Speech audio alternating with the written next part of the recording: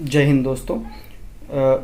आज हम लोग बात करने वाले हैं कि कुछ लोगों का कमेंट आया था कि जो है यूपीपीसीएल की तैयारी करूं, एग्जीक्यूटिव असिस्टेंट की, या फिर Allahabad high court group C की तैयारी करूं।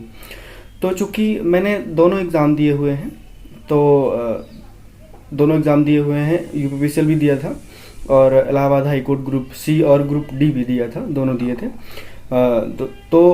इसलिए मुझे दोनों के सिलेक्शन प्रोसेस और टाइपिंग कैसी होती है, मेरा क्या एक्सपीरियंस था टाइपिंग में, वो सारी चीज़ें मैं अभी यहाँ डिस्कस करने वाला हूँ। मैं एक आपको तुलनात्मक वीडियो दूंगा जो दोनों भर्ती से, जो दोनों वैकेंसी से संबंधित है। बाकी आप लोग अपने हिसाब से फिर डिसाइड करिएगा कि कौन सी अच्छी है और आपके लिए कौन सी बेस्ट रहेगी, यानी फिर आपका अप्रोच क्या होना चाहिए, आप किस वैकेंसी के लिए जा सकते हैं, किस में आपकी जो है वो परफॉर्मेंस अच्छी हो सकती है। वो सारी चीज़ें आप खुद ही अपने कैपेसिटी के हिसाब से डिसाइड कर लीजिएगा। और मैंने ग्रुप सी का एग्ज़ाम दिया था। यहाँ प्रूव वाले भी बहुत हैं जिन्हें प्रूव चाहिए होता है, तो ग्रुप सी का एग्ज़ाम दिया था और उसमें जो टाइपिंग में नंबर्स थे वो भी मैं अभी आपको शो करूँगा। एग्ज़ाम में मेरे कितने मार्क्स थे वो भी मैं आपको अभी दिखाऊँगा।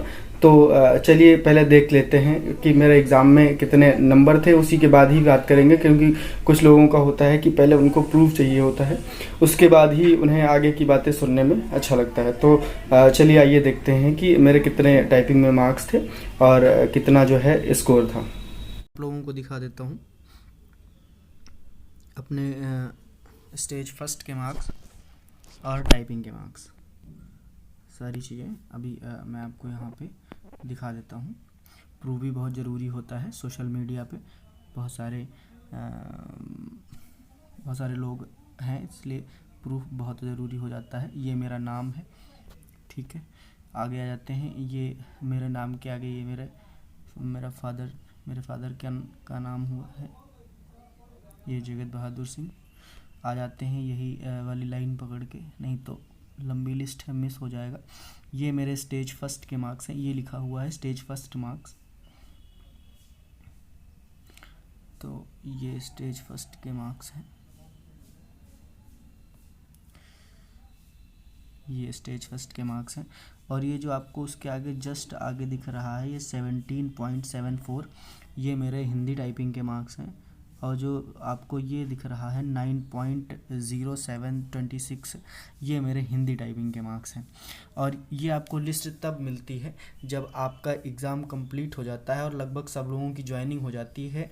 तो इलाहाबाद हाई कोर्ट में आपको ये फाइनल लिस्ट देते हैं कि आपके फर्स्ट स्टेज में कितने मार्क्स थे, आपकी हिंदी टाइपिंग और अंग्रेजी टाइपिंग में कितने मार्क्स थे। अब आप लोगों ने ये देख ही लिया होगा कि मार्क्स कितने थे और जो है स्कोर क्या था। अब बात करते हैं कि टाइपिंग कैसी होती है इलाहाबाद हाई कोर्ट में और यूपीपीसीएल में कैसी टाइपिंग होती है।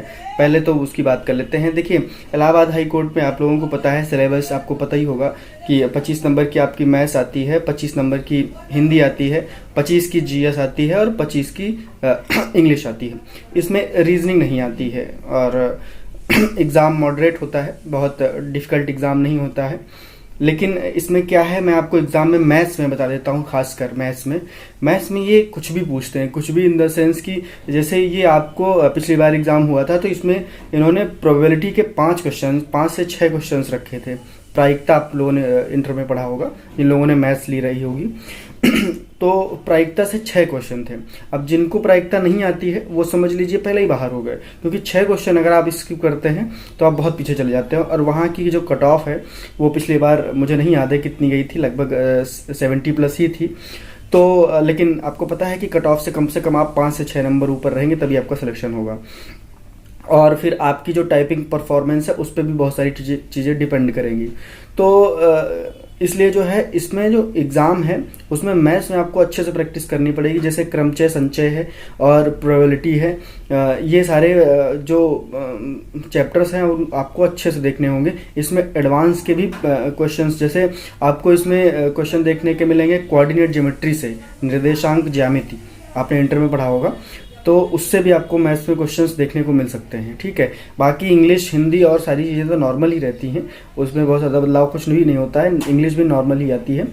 तो बाकी पढ़ना आपको इंग्लिश में सब कुछ पड़ेगा, ये पूछते सब कुछ है ये इंग्लिश। आपको मैथ्स में भी सब कुछ पढ़ना पड़ेगा, क्योंकि इनका कोई सिलेबस डिफाइन नहीं होता है, ये कुछ भी पूछते हैं। अब देखिए, इसके पहले तो टीसीएस एग्ज़ाम करवाई थी, इस बार एनटीए एग्ज़ाम करवा रही है इलाहाबाद हाई कोर्ट का। तो भाई देखिए, एनटीए ने अभी एआरओ का भी एग्ज़ाम करवाया था, कितनी ज़्यादा उसमें शिकायतें आई थी धांधली वगैरह की।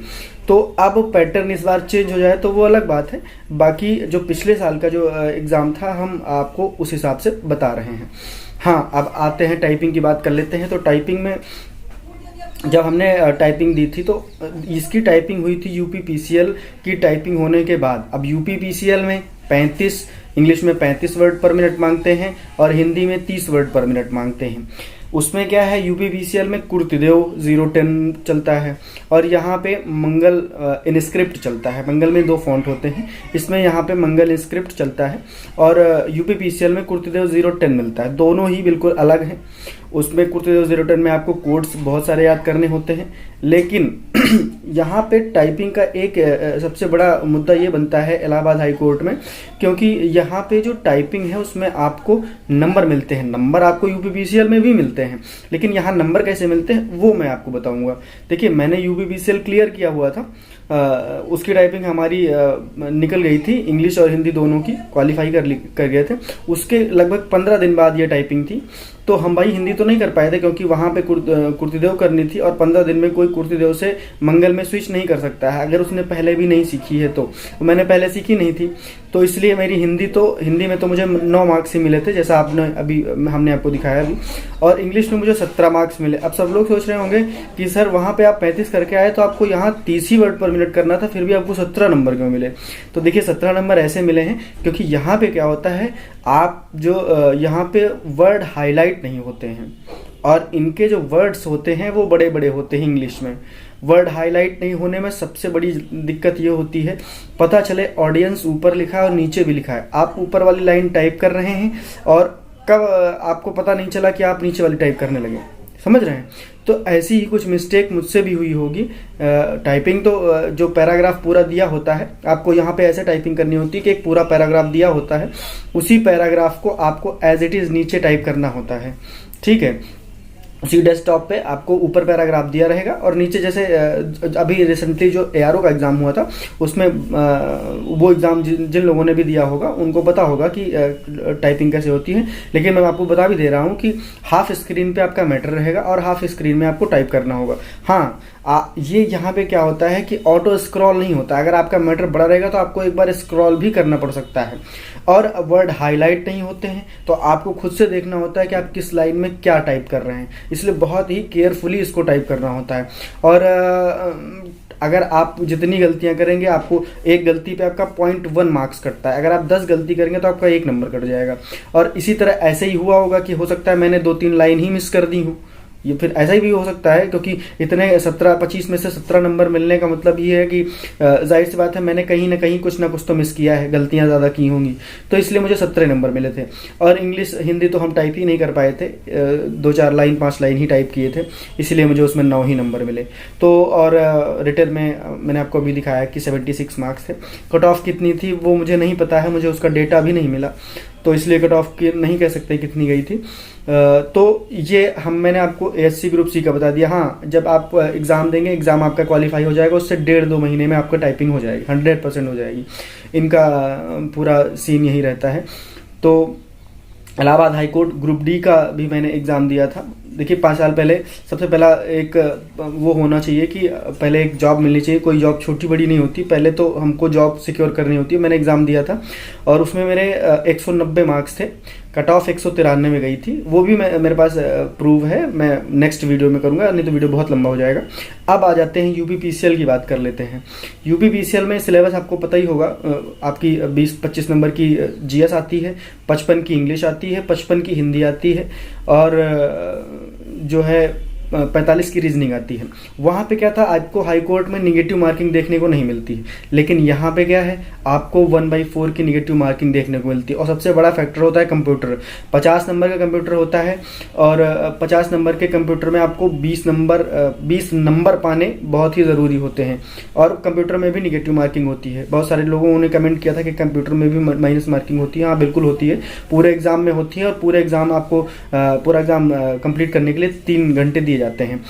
आप जितना समय चाहें कंप्यूटर में दे सकते हैं, लेकिन ज़्यादा समय अगर आप देंगे तो उधर आपका पोर्शन छूट जाएगा, आप पूरा पेपर ही अटेम्प्ट नहीं कर पाएंगे। हाँ, इसमें भी होता है कि अगर आप एग्ज़ाम दिए हैं तो 1.5-2 महीने में आपका 15 से 20 दिन में आपका रिजल्ट आ जाता है और 1.5-2 महीने के अंदर आपकी टाइपिंग हो जाती है, 100% हो जानी। यहाँ पे मैटर क्या है, भले ही वो 30 और 35 मांगते हैं, लेकिन इनका मैटर आसान होता है। आप को हिंदी करना मस्ट होता है, क्योंकि हिंदी क्वालिफाइंग है। अगर आप हिंदी नहीं करेंगे तो आप फेल कर दिए जाएंगे। लेकिन अगर आप इंग्लिश भी कर लेते हैं तो आपको 20 नंबर एडिशनली मिल जाते हैं। और 20 नंबर पाना मतलब यहाँ 1 नंबर आधे नंबर में इतनी कट ऑफ बढ़ जाती, वो इतने कैंडिडेट आ जाते हैं, तो 20 नंबर तो बहुत बड़ी बात है। तो इसलिए यहाँ भी आपको दोनों की दोनों टाइपिंग करनी ज़रूरी होती हैं। और आप पे स्केल की बात कर लेते हैं तो वहाँ 2000 ग्रेड पे है, 2000 भी है, 1900 भी है। पेड अप्रेंटिस के लिए आपको वहाँ ASC ग्रुप सी में 1900 ग्रेड पे मिलेगा और बाकी क्लरिकल के लिए 2000 मिलेगा। यहाँ पे आपको 2600 ही मिलेगा, 2600 ग्रेड पे। तो यहाँ पे आपको लगभग सैलरी बनती है आपकी 33 से 35 हज़ार रुपये, और वहाँ पे आपको 27 से 28 हज़ार रुपये मिलती है ASC ग्रुप सी में। तो ये सारी चीज़ें मैंने आपको बता दी हैं, एक कंपैरिजन वीडियो। और आप लोगों से एक रिक्वेस्ट है कि वीडियो को स्किप कर करके ना देखें, पूरा वीडियो देखें। काहे कि जो भी हम बताए रहते हैं वीडियो में, वही सारे कमेंट्स, वही सारे क्वेश्चंस आप लोग कमेंट बॉक्स में पूछते हैं। तो ऐसा ना करें, इतना टाइम नहीं होता है कि हम आपको सबको इंडिविजुअली रिप्लाई कर पाएँ।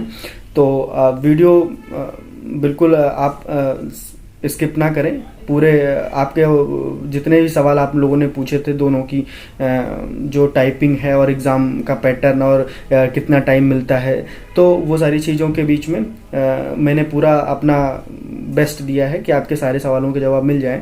और बाकी वीडियो आप लोग पूरा देखें। और ये सारी चीज़ें हैं। बहुत सारे कमेंट्स थे इस पे कि ऐसा एक वीडियो बनाया जाए, तो इसलिए मैंने ये वीडियो रिकॉर्ड किया है। बाकी आप लोगों को चैनल पसंद आए तो आप लोग वीडियो देखते बहुत हैं, रीच बहुत हो जाती है, लेकिन सब्सक्राइबर नहीं बढ़ते हैं और वीडियो में लाइक भी कम होते हैं। तो आप लोगों को अगर मेहनत पसंद आए तो बिल्कुल वीडियो को लाइक और चैनल को सब्सक्राइब ज़रूर करें। बाकी खुश रहें, मेहनत करते रहें। UPPCL आपको एक अच्छी अपॉर्चुनिटी लेके आया है, इसे जाने न दें बिल्कुल। जय हिंद।